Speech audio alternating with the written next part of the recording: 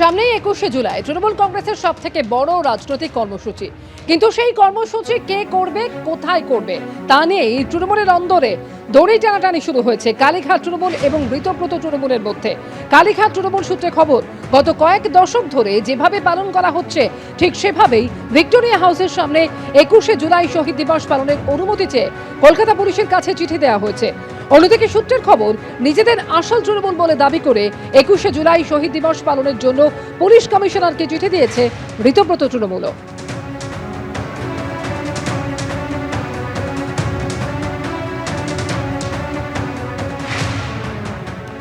ধর্মতলায় ভিক্টোরিয়া হাউসের সামনে 21শে জুলাইয়ের সমাবেশ করতে চায় কালীঘাট তৃণমূল।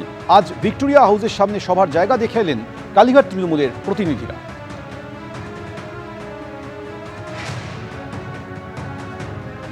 গতকালই কলকাতা পুলিশকে চিঠি দিয়েছে কালীঘাটপন্থী তৃণমূল বা মমতা বন্দ্যোপাধ্যায়পন্থী তৃণমূল 21শে জুলাই ভিক্টোরিয়া হাউসের সামনে করতে চেয়ে।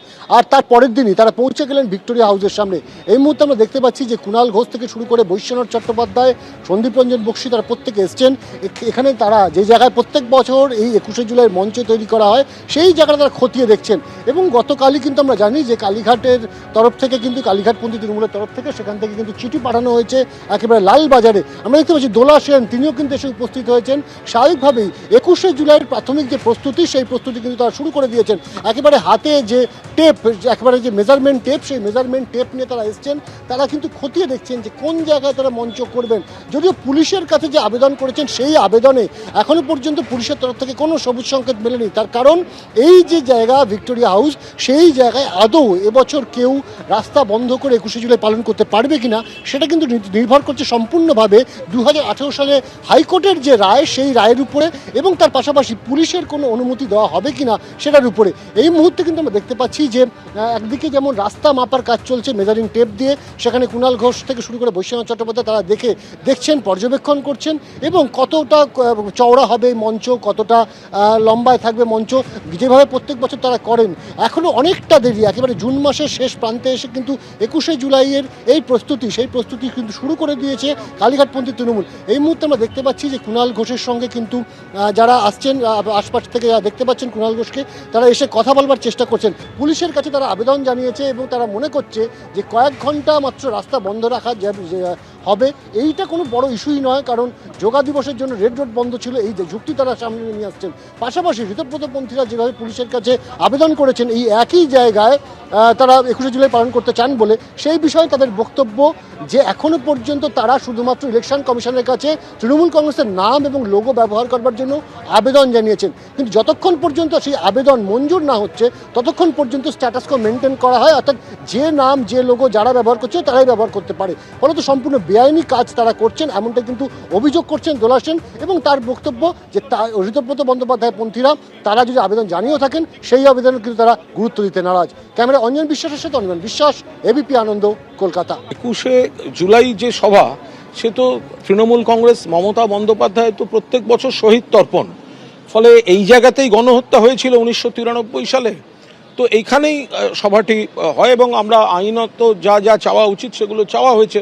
ফলে দল সেটার প্রস্তুতি নিতে বলেছেন। ফলে মাননীয় সাংসদ দোলা সেন, বৈশ্বনাথ চট্টোপাধ্যায়, সন্দীপ রঞ্জন বক্সী, আমরা সবাই এসেছি যে আমরা এই মাপামাপি এবং আমরা কিভাবে করব। এখন অবধি আমাদের যা কথা হয়ে আছে যে আমরা একটা 2 টায়ার স্টেজ হবে, এবং যেরকম স্টেজ হয় সেটা এখন যুব শাখা বা ওনারা বলছেন যে একটা যুবদেরও এবার একটা আলাদা যেটা হয় শাখা সংগঠনগুলো, সেগুলো আমরা আলোচনা করে সেটা নেতৃত্বকে জানাবো যে পুরো প্রিপারেশনটার জন্য। ফলে তার মাপ যোগ ইত্যাদি যা যা কাজ হয় সেগুলো শুরু হচ্ছে। প্রশাসনিক অনুমতি নিয়ে যখন এই দড়ি টানাটানি চলছে, তখন এরই মধ্যে খুব সম্প্রতি কলকাতা হাইকোর্টে একটি মামলা হয়। 21শে জুলাইয়ের সমাবেশ নিয়ে আদালত অবমাননার অভিযোগ তোলা হয় মামলায়, এবং যেখানে উল্লেখ করা হয় 2018 সালে কলকাতার কোনো বড় বা প্রধান রাস্তা সভার জন্য সম্পূর্ণ বন্ধ করা যাবে না বলে নির্দেশ দিয়েছিল কলকাতা হাইকোর্ট। মামলাকারীর অভিযোগ, সেই নির্দেশ অমান্য করে 2025 সালেও শহীদ দিবসের সভা করে তৎকালীন শাসক দল। এই নিয়ে মমতা বন্দ্যোপাধ্যায় এবং অভিষেক বন্দ্যোপাধ্যায়ের বিরুদ্ধে নোটিশ জারির নির্দেশ দিয়েছে আদালত। আর 21শে জুলাইয়ের এই সমাবেশ প্রসঙ্গে গতকাল দুপক্ষ, অর্থাৎ তৃণমূল বিধায়ক সন্দীপন সাহা এবং তৃণমূল সাংসদ মহুয়া মৈত্রকে কি বলেছিলেন শোনাবো। আমরা সেখানেই আবেদন করেছি করার জন্য। এবার দেখা যাক প্রশাসন কি উত্তর দেয়। আমরা যদি পারমিশন পাই, গায়ের জোরে করব না, যদি আমরা পারমিশন পাই নিশ্চয়ই সেখানেই করব যেখানে আমাদের 21শে জুলাই হয়ে থাকে। মমতা বন্দ্যোপাধ্যায় করতে চাইছেন, আপনারাও করবেন? সেটা তো তার বিষয়। আমরা যেটা করতে চাইছি আমরা সেই বিষয়ে বলতে পারি।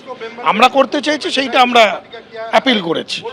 এবার এর পরে প্রশাসনের উপরে নির্ভর করে তারা আমাদেরকেই পারমিশন দেবেন কি দেবেন না। আচ্ছা, মমতা বন্দ্যোপাধ্যায় বিহীন 21শে জুলাই কেমন হবে ব্যাপারটা দেখতে?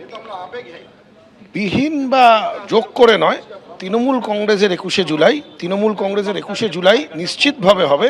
এবং তৃণমূল কংগ্রেসের দেখবেন যারা দীর্ঘদিন থেকে তৃণমূল কংগ্রেস করেন, যারা তৃণমূল কংগ্রেস বলে চিহ্নিত তাদের অঞ্চলে, তারা সবাই সেই অনুষ্ঠানে থাকবেন। 21শে জুলাই দিনটা পালন করা হয়, মমতা বন্দ্যোপাধ্যায় নিগৃহীত হয়েছিলেন এবং এতজন কর্মী মারা গেছিলেন। 21শে জুলাই পালন করা হয়, 13 জন প্রাণ কলকাতা শহরে লুটিয়ে পড়েছিল, শহীদ হয়েছিলেন। শহীদ তর্পণে 21শে জুলাই পালন করা হয়, আর আমরা ইন ট্রু সেন্স শহীদ তর্পণই করব সেই দিন। আপনারা মনে করছেন এতদিন 21শে জুলাই শহীদ তর্পণ হতো না? কি হতো আমি জানি না, আমরা কি করব আমি সেটা বলতে পারি। আপনারা তৃণমূল কংগ্রেস কর্মী, আমাদের অনেক বড় বড় নেতা ছিল যাদের মুখে আমি আজীবন শুনে এসেছি। আমরা সিপিএমের সাথে লড়াই করেছি, অনেক ববি, অনেক অরূপ, অনেক জাভেদ খানকে দেখেছি, তারা নাকি সিপিএমের সাথে লড়াই করেছে। যেই না সরকার পড়ল, সেকেন্ড দিন গিরগিটির মতো, গাদ্দারের মতো লেজ গুটিয়ে উল্টো দিকে পালিয়ে গেল। তাই তারা কোন লড়াই করেছে কিনা আমার দেখার দরকার নেই। আমি আমাদের কর্মীদের বলছি যে এই গাদ্দারদের কি লড়াই করেছে সিপিএমের সাথে তা আমাদের দেখার দরকার নেই। আজকের দিনে দাঁড়িয়ে যে বিজেপির সাথে লড়াইটা দিতে পারবে সেই কিন্তু ইতিহাসের পৃষ্ঠায় থাকবে। 21শে জুলাই নিয়ে তৃণমূলের অন্দরে যখন এই চাপানুতর তৈরি হয়েছে, তখন এ বিষয়ে কি বলছেন বিজেপির প্রধান মুখপাত্র দেবজিৎ সরকার, শোনাবো। দুটো দলই দুর্নীতি নীতি এরম একটি দলের সদস্য, দুটো দলই তাই। দুটো দলই হচ্ছে তৃণমূলের কথা বলছে। তৃণমূল 1.5 দশক ধরে বাংলার মানুষকে একেবারে হৃত সর্বস্ব একটা পরিস্থিতিতে নিয়ে গেছে। তো এরপর আর এই নিয়ে আমাদের আলোচনা করার খুব একটা কিছু জায়গা থাকে না। ওরা যা পারে করুক। মানুষ কে রঘু ডাকাতের সঙ্গে আছে, কে কালু ডাকাতের সঙ্গে আছে তাই নিয়ে ভাবিত নয়। 21শে জুলাই শহীদ দিবস কোথায় হবে, কারা করবে, সেই নিয়ে কিন্তু তৃণমূলের দুই গোষ্ঠী এই মুহূর্তে সম্মুখ সমরে। এবছর সেই কর্মসূচি কে করবে, কোথায় করবে, কালীঘাট তৃণমূল এবং ঋতব্রত তৃণমূলের মধ্যে দড়ি টানাটানি শুরু হয়ে গিয়েছে। ইতিমধ্যে ভিক্টোরিয়া হাউসের সামনে সভার অনুমতি চেয়ে পুলিশকে চিঠি দেওয়া হয়েছে। গতকাল সিপিকে চিঠি দিয়েছে ঋতব্রত তৃণমূল। কলকাতা পুলিশের কাছে একই আবেদন জানিয়েছে কালীঘাট তৃণমূলও। জুলাই আমাদের পারমিশন না দিলে আমরা রাস্তায় করব, আমরা সবাই অ্যারেস্ট হব, কিন্তু 21শে জুলাই আমরা করব। দেখি একসাথে তো পুলিশ পারমিশনের ওপর ডিপেন্ড করে। ওরা তো কন্টেম্পটের চিঠি পাঠিয়েছে, এখন সমস্ত দলকেই পাঠিয়েছে কন্টেম্পটের চিঠি, যে 2015-18 কেসে। তা আমরা তো বললাম যদি আমাদের মঞ্চ না বাঁধতে দেয় তাহলে জিপের ওপর দাঁড়িয়ে, জিপসি গাড়ির ওপর দাঁড়িয়ে মাইক নিয়ে মমতা ব্যানার্জি মিটিং করবে, কিন্তু মিটিং হবে, মিটিং হবে 100%। দেখুন, নিঃসন্দেহে এটা দেখার বিষয় এবার পুলিশ কি করবে, কারণ দুপক্ষ, একদিকে ঋতব্রত তৃণমূল, অন্যদিকে কালীঘাট তৃণমূল 21শে জুলাইয়ে সভা করতে চেয়ে অনুমতি চেয়ে পুলিশের কাছে আবেদন জানিয়েছে। এখন পুলিশ কাকে অনুমতি দেবে নাকি দুপক্ষের আবেদন খারিজ করে দেবে তা নিয়ে নিঃসন্দেহে ভবিষ্যতের দিকে নজর থাকবে। তা নিয়ে আজকে রাজ্যের পুরমন্ত্রী কি বলছেন শুনুন। আমাদের সামনে সত্যি বলছি অনেক কাজ। যে পার্টি ইতিহাসের পাতায় চলে গেছে, যে পার্টিকে বাংলার মানুষ দুধছাই করে ছুঁড়ে ফেলে দিচ্ছে, যেটা আমরা আমাদের বক্তব্যে রাখতাম বঙ্গোপসাগরে ছুঁড়ে ফেলে দেবো, সেটাই করেছে। বাংলার মানুষ তাদেরকে ছুঁড়ে ফেলে দিচ্ছে। এবার তারা কোন প্রতীক রাখলো, 21শে জুলাই তারা কোথায় করলো, কে পারমিশন চাইলো, এটুকু বলতে পারি যে যদি পারমিশন চান আমাদের মুখ্যমন্ত্রী পারমিশন দেবেন। আপনাদের মুখ্যমন্ত্রীর মতো হাইকোর্টে যেরকম আমাদেরকে পাঠিয়েছিলেন একটা ব্লাড ডোনেশন ক্যাম্প করতে গেলেও, আন্দোলন তো দূরের কথা, আমাদের কাছ থেকে কিন্তু সেই রকম বিহেভিয়ার আপনারা পাবেন না। আমাদের মুখ্যমন্ত্রী কিন্তু আগেও দিয়েছেন, সরকার হওয়ার পরপর ওয়াই চ্যানেলে এক্স মুখ্যমন্ত্রীকে পারমিশন দেওয়া হয়েছে। 21শে জুলাইয়ের সময়তেও যদি নিয়ম মেনে করা হয়, মানুষের অসুবিধা যদি না করা হয়, তাহলে অবশ্যই আমার দৃঢ় বিশ্বাস আমাদের মুখ্যমন্ত্রী অবশ্যই পারমিশন দেবে। আর এরই মধ্যে কালীঘাট তৃণমূলের রক্তচাপ বাড়িয়ে ঋতব্রত তৃণমূল গতকাল বিদ্রোহী কাউন্সিলরদের সঙ্গে নিয়ে প্রায় 1.5 ঘন্টার দীর্ঘ বৈঠক করলো। যে বৈঠকে উপস্থিত ছিলেন 47 জন প্রাক্তন কাউন্সিলর এবং 4 জন বিধায়ক। কলকাতার প্রাক্তন কাউন্সিলরদের সঙ্গে গতকাল এই বৈঠক হয়। ঋতব্রত তৃণমূলের ডাকে বৈঠকে ছিলেন দেবাশিস কুমার, অরূপ চক্রবর্তীর মতো একাধিক প্রাক্তন তৃণমূল কাউন্সিলর।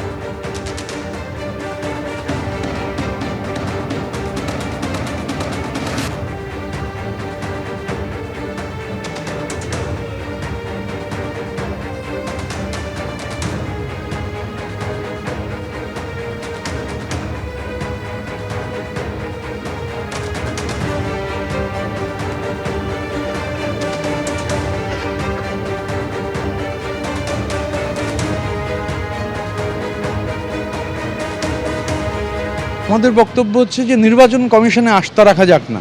নির্বাচন কমিশন তো রয়েছেন, যা রিপ্রেজেন্টেশন দেওয়ার আমরা রিপ্রেজেন্টেশন দিয়েছি, আমাদের যা বলবার আমরা লিখিতভাবে জানিয়েছি। তো ইলেকশন কমিশনে আস্থা থাকুক, সমস্যা কোথায়?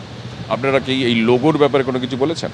আমরা ইলেকশন কমিশনে যা জানাবার জানিয়েছি। আমরা ইলেকশন কমিশনে, দেশের তো আইন আছে, কানুন আছে, নির্বাচন কমিশন রয়েছেন এই পলিটিক্যাল পার্টিগুলোর জন্য। সুতরাং আমাদের যা বক্তব্য আমরা নির্বাচন কমিশনকে জানিয়েছি। আমরা তৃণমূল কংগ্রেসের সংখ্যাগরিষ্ঠ নির্বাচিত জনপ্রতিনিধি, সব স্তরের জনপ্রতিনিধি, তারা আমাদের সঙ্গে আছেন। তো আমাদের রিপ্রেজেন্টেশন আমরা যা দেওয়ার ছিল, আর আমরা নির্বাচন কমিশনের ওপর আস্থাশীল। বলছি আপনারা প্রতীকের বিষয়ে কি ভাবছেন? আমি তো বললাম যে আমরাই তো তৃণমূল কংগ্রেস। নির্বাচন কমিশনকে আমরা যা জানাবার জানিয়েছি। নির্বাচন কমিশন যদি কিছু জানায় আপনারাও জানতে পারবেন, দ্যাট উইল বি পাবলিক। আমরা নির্বাচন কমিশনে আস্থা রাখতে চাই। আমরা দেশের আইন কানুনে নির্বাচন কমিশনে আস্থাশীল। আপনাদের তো লোগো ঘাসফুল বা জোড়া ফুল, সেটা আমরা সেদিন দেখেছি আপনাদের বিশেষ সেশনে, কিন্তু মমতা বন্দ্যোপাধ্যায় বা অভিষেক বন্দ্যোপাধ্যায়ের ছবি নেই, পরিবর্তে মহাত্মা গান্ধীর ছবি, রবীন্দ্রনাথের ছবি। আগামী দিনে আপনারা যখন রাজনৈতিক কর্মসূচি নেবেন, সেক্ষেত্রে কী হবে? তো মমতা বন্দ্যোপাধ্যায়েরই তো শিক্ষা মনীষীদের সম্মান করা। তো আমরা মনীষীদের সম্মান জানিয়েছি, এর মধ্যে সমস্যা কোথায়? আপনাদের আগামী দিনে কি কোনো রাজনৈতিক যখন কর্মসূচি হবে, সেখানে মমতা বন্দ্যোপাধ্যায়ের ছবি থাকবে? যখন রাজনৈতিক কর্মসূচি আমরা ঠিক করব, আমরা আলোচনা করব কালেকটিভ। এখানে ইন্ডিভিজুয়ালের কোনো ব্যাপার নেই, কালেকটিভ বসে সিদ্ধান্ত নেবেন। একেবারে ঋতব্রত তৃণমূলের তরফে বারবার দাবি করা হচ্ছে যে আমরাই আসল তৃণমূল। আপনারা শুনলেন ঋতব্রত বন্দ্যোপাধ্যায় কি বলছেন। এবার আপনাদের শোনাবো বিরোধী উপদল নেতা সন্দীপন সাহা। আমরাই আসল তৃণমূল, তিনিও একই দাবি করছেন। দেখুন, আমরা এনডব্লিউসি মিটিং করেছি, সেই মিটিংয়ে আমাদের যা সংখ্যা দরকার সেই সংখ্যা রয়েছে। আমরা প্রিন্সিপাল অপোজিশন বিধানসভায়, এবং আমরাই তো তৃণমূল কংগ্রেস। তো আমরাই যখন তৃণমূল কংগ্রেস, তো স্বাভাবিকভাবে দলটা তো আমাদের সাথেই থাকছে। তখন আলাদা করে অন্য কোনো বিষয় ভাববার বা চিন্তা করার তো বিষয় নেই। আমরা আমাদের দিক থেকে যেইভাবে করে এগোনোর প্রয়োজন আমরা সেইভাবেই এগোচ্ছি, এবং আমরা সংখ্যার দিক থেকে যা সংখ্যা আমাদের কাছে আছে, আমার মনে হয় না কোথাও কোনো অসুবিধে আছে। লোগো, দলের নাম এবং সবটাই আপনাদের এবারই থাকবে। সময় দিন না, সময় দিন না, এত ব্যস্ত হচ্ছেন কেন? সময় দিন, সময়ের সাথে যা যা প্রশ্ন করছেন তার উত্তর সঠিকভাবে, টেকনিক্যালি কারেক্ট উত্তর আপনারা পেয়ে যাবেন। আমরা এনসিডাব্লিউ আমাদের ফর্ম হয়ে গেছে, আমরা এনসিডাব্লিউর মিটিংও করে আমরা যা সিদ্ধান্ত নেব, কোনো সিদ্ধান্ত আমরা এককভাবে নেব না, সবাই একসাথে সিদ্ধান্ত নেওয়ার কথাই আমাদের মধ্যে হয়েছে। সেই সিদ্ধান্ত আমরা নিয়ে আপনাদেরকে জানিয়ে দেব কখন, কোথায়, কিভাবে আমরা কর্মসূচিগুলো গ্রহণ করব। এখন কার হাতে জোড়া ফুল, লড়াইয়ে জোর বাড়াচ্ছে ঋতব্রত তৃণমূল। দলের প্রতীক কার হাতে ঠিক করবে নির্বাচন কমিশন। নিয়ম অনুযায়ী যা করার করতে হবে, দাবি করেছেন অরূপ রায়। এটা তো একটা বড় দায়িত্ব আপনার কাঁধে। অবশ্যই দায়িত্ব কাজ করতে হবে, অটোমেটিক্যালি একটা ভাবনা আছে। এবং এছাড়াও জাস্ট শুরু হয়েছে, এরপরে এখনো অফিস, ফান্ড, এই সমস্ত নিয়ে চিন্তা ভাবনা আছে। আপনাদের কি নতুন করে সংবিধান আপনারা তৈরি করবেন? দলের যে গঠনতন্ত্র, সংবিধান যেগুলো সব থাকে, যা নিয়ম অনুযায়ী যা করার করতে হবে। দলের নাম কি তৃণমূল কংগ্রেসে থাকবে? আশা করা যায়। আর প্রতীকের ব্যাপারটা কি হবে? সেটা নির্বাচন কমিশন ঠিক করবে। এখন একটা কমিটি তৈরি হয়ে গেল যেখানে মমতা বন্দ্যোপাধ্যায় নেই। হ্যাঁ, কমিটি তৈরি হয়েছে, কমিটি তৈরি করেছে আমাদের নেতৃবৃন্দ। আপনি তো নেতৃবৃন্দ। না, কমিটি তৈরি করেছে, তাই তো আমি নেতৃবৃন্দ, একা নেতা নয় তো, আরও অনেকেই আছে এর সঙ্গে। তারা সকলে মিলে কমিটি তৈরি করেছে, একটা কমিটি তৈরি করেছে। অল ইন্ডিয়া তৃণমূল কংগ্রেস তৈরি হয়েছে, ওয়ার্কিং কমিটি তৈরি হয়েছে, সেটা নির্বাচন কমিশনের কাছে পৌঁছেও গেছে। নির্বাচন কমিশন এখানকার সিইও তাদের কাছে পৌঁছেও গেছে। আমাদের যে কাজগুলো করণীয়গুলো করা দরকার, সেগুলো করণীয়গুলো সবটাই করা হয়েছে। বিদ্রোহীরা যখন নিজেদের আসল তৃণমূল বলে দাবি করছেন, তখন তাদের পাল্টা আক্রমণ শানাচ্ছেন মহুয়া মৈত্র এই বলে এরা হচ্ছে কলঙ্ক। তিনি দাবি করছেন মমতা বন্দ্যোপাধ্যায় যে প্রতীকী আঁকবেন বাংলার মানুষ সেদিকেই যাবে। যে মহিলা কংগ্রেস থেকে কংগ্রেসের সুদিনে বেরিয়ে 34 বছর লড়াই করে নিজের সিম্বলে সরকার করে 15 বছর মুখ্যমন্ত্রী থাকতে পারে, সে মহিলা আরেকবার সিম্বল করে ওই 2,60,00,000 ভোট যেটা জোড়া ফুলে পড়েছিল, এরা একটাও জাভেদ খানের ভোট নয়, ঋতব্রতর ভোট নয়, আর ববি অরূপের ভোট নয়। এরা একেবারে কলঙ্ক। এটা মমতা ব্যানার্জির ভোট। মমতা ব্যানার্জি যেই সিম্বলই আঁকবে বাংলার মানুষ সেই সিম্বলেই যাবে। Symbol is not the big news. বলে বুঝতে পারছেন যে আসল তৃণমূলের দাবি দুপক্ষ সমানভাবে করে চলেছে এবং তা নিয়ে দড়ি টানাটানি যত দিন যাচ্ছে তত তীব্র থেকে তীব্রতর হচ্ছে। আর তা নিয়ে রাজ্যের পুরমন্ত্রী কি বললেন আজ শুনুন। দ্বন্দ্ব কি? আমরা নিজেরা কনফিউজড, বিধানসভার মধ্যে আমরা কনফিউজড। সংবিধান আছে, ইলেকশন কমিশনের রুলস আছে, সেই রুলস মেনে যার প্রতীক যার কাছে বেশি সংখ্যা সে পাবে কিনা, কি যে ফাউন্ডার মেম্বার সে হবে কিনা, তার পাশে কোনো লোক নেই সে হবে কিনা, সেটা তাদের ব্যাপার। কিন্তু কনফিউজড আমরাও, শুধু রাজ্যের মানুষ কনফিউজ তা নয়। আমরা চিরকালই ধরেছি বা চেয়েছি একটা স্ট্রং অপোজিশন হবে। Suvendu Adhikari LOP leader of opposition থাকার সময় যে স্ট্রং অপোজিশন ছিল উনি দেখিয়ে দিয়েছেন। ওনার নেতৃত্বে আমরা যে লড়াইটা করেছি বিধানসভার মধ্যে কি বিধানসভার বাইরে, আপনারাও দেখেছেন। কিন্তু এখন যে অপোজিশন হয়েছে আমরা জানি না কোনটা অপোজিশন। মাননীয় মুখ্যমন্ত্রী বক্তব্য রাখছেন বাজেটের, একটা সেগমেন্ট অফ তৃণমূল বসে থাকলো, একটা সেগমেন্ট অফ তৃণমূল বাইরে বেরিয়ে গেল। কেন বাইরে বেরোলো, আরেকজন কেন বসে থাকলো, আমরা টোটালি কনফিউজ। এবিপি আনন্দ, এগিয়ে থাকে, এগিয়ে রাখে।